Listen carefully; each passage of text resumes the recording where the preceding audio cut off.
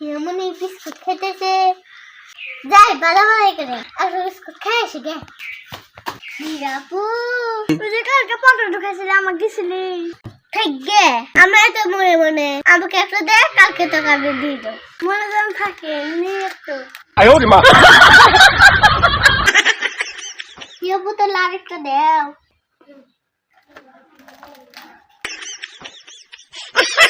আপু তো আরেকটা দে আদুর আছে আমি দিন না আমি খাম দিন না তেলি না দিন না দিন না তেলি না